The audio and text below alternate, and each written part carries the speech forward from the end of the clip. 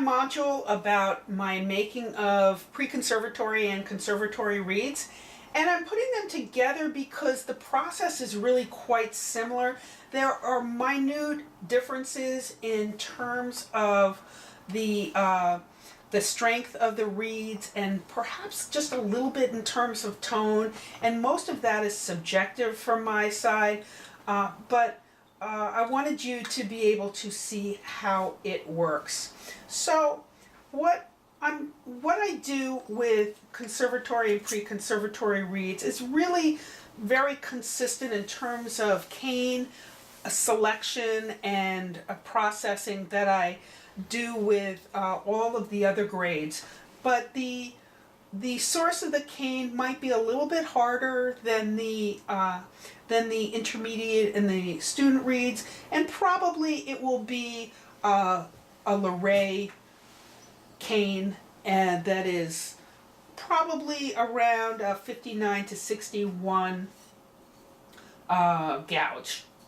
And so and you can see that they're all processed pretty much the same way. All of my Luray cane is in one place. All of my Lady cane is in the same place, and I use this to make decisions about what cane I will use at a given time of the year for a particular strength and a particular customer. So, in terms of the process, the reeds that a conservatory student, I'm going to put you both together, a conservatory student will use are really different in some way, in some very important ways than the intermediate reeds. And one of the differences is structure. You've actually crossed a huge threshold in your development. We hope that every oboist will get to an intermediate level and achieve, certain basic musical skills over the first 2 or 3 years of their oboe life. But you've actually taken the next step, and by virtue of the fact that you're watching this video, I can tell you're very serious and very thorough about finding a reed that really works for you so that you can have a more satisfying life as an oboist and figure out where you want to go next with it. You may be quite capable of going to conservatory, though you may choose not to do that, and it's fine. But whether you do or you don't, you need really top-notch reeds. And you shouldn't have to make them yourself to get really good reeds.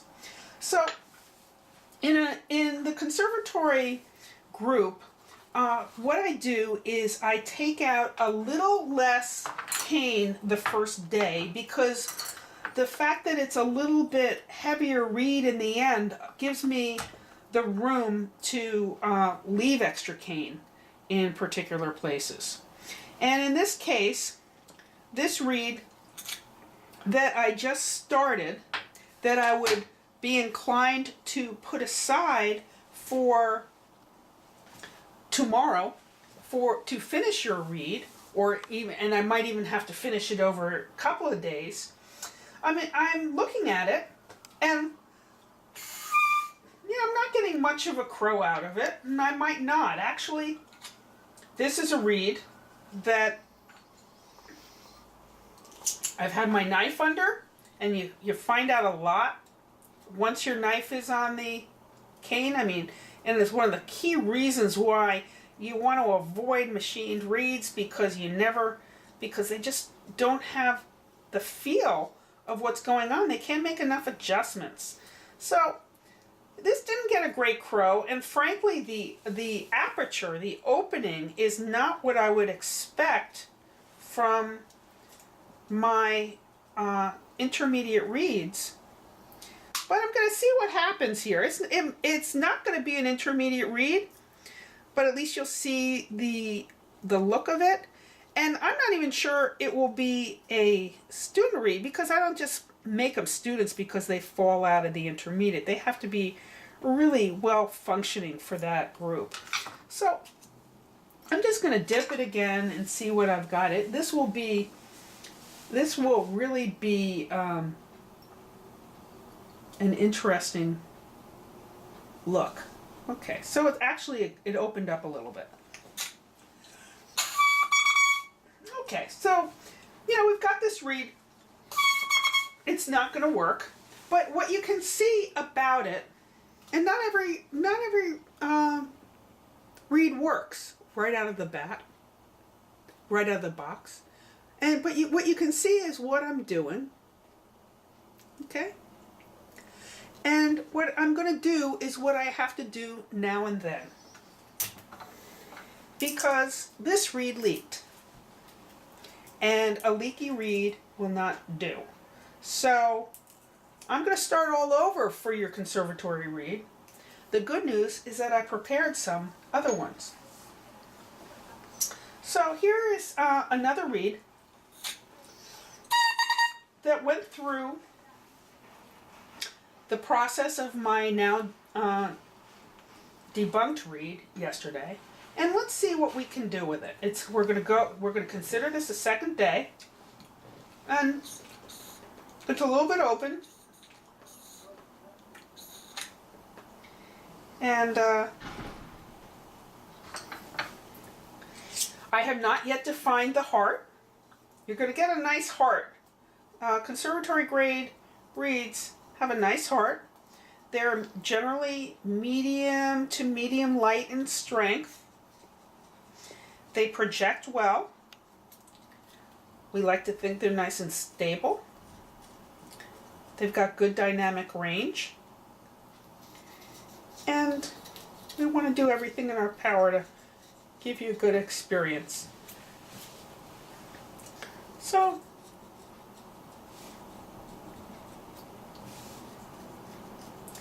I'm just defining the tip a little bit.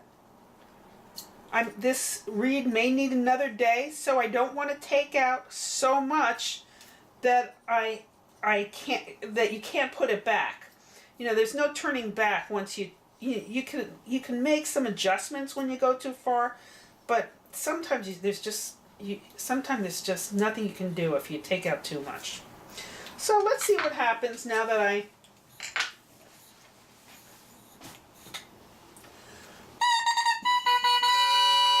Okay, so this has a nice crow now, and it has no discernible heart.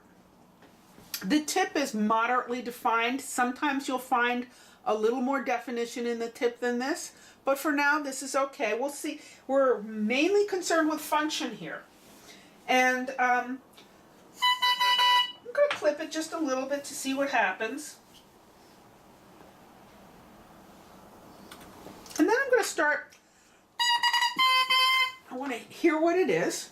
So you're going to hear this pretty unfinished right now.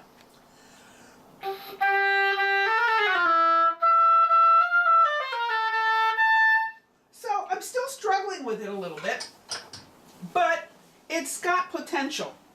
So what I'm going to do for you, normally what I would do at this stage is I would set it aside for another day because I feel like it needs it. But for the purposes of this video, I'm going to finish the reed for you so that you know what I will do. So it's not responding quite as much as I want to. So I'm going to take some nice long strokes and define the tip a little bit more. I don't want to take out too much of the heart because that is the guts of the reed. And then I'm going to start to define, some people call them windows. I'm going to start to define the heart. We already know where the top of the heart is because we've defined the tip.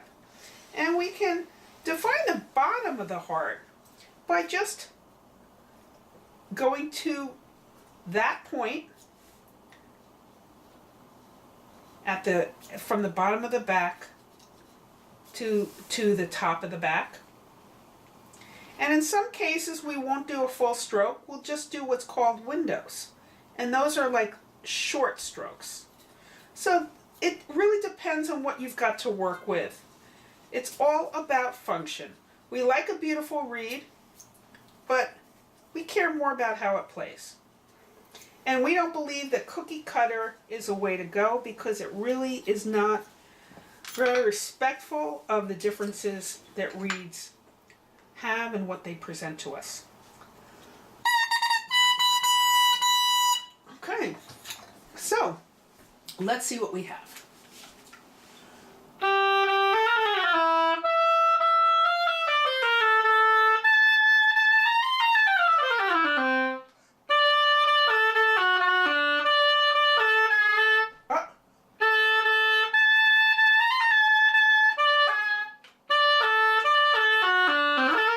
Okay, so those were my fingers, not the reed. And it plays. It's really not a bad reed. I'm going to clip it a little bit. Those problems were sloppy fingers, not the reed. I'm going to clip it, and I'm going to try it again.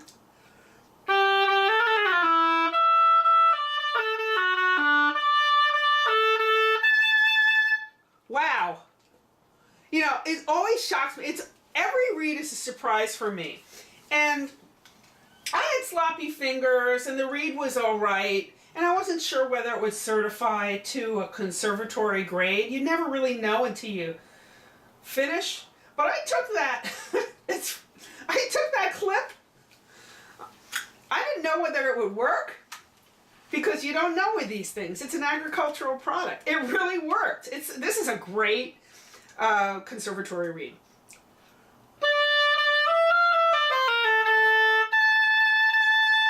I'll check the harmonic A, and you'll hear that it's in pitch. I'll crow it. A nice C. I might want to clip it a little bit, but I'm so afraid to because it plays so great. So in this case, I am so astounded at how this works that I'm going to stop, and I'm going to put it away, and I'm going to take it out again tomorrow and see how it behaved or changed overnight. And this could be good to go. And I'd be thrilled to, if it continues to behave this well, send this out as a conservatory reed. So if you have any questions about how I do this and what you could expect from my reeds, I welcome emails from you, and I will either answer you directly or refer your questions to my blog where I'll post them to the community. Have a good time in the rest of the website. I can see you're working hard to get all your information, and I hope to hear from you.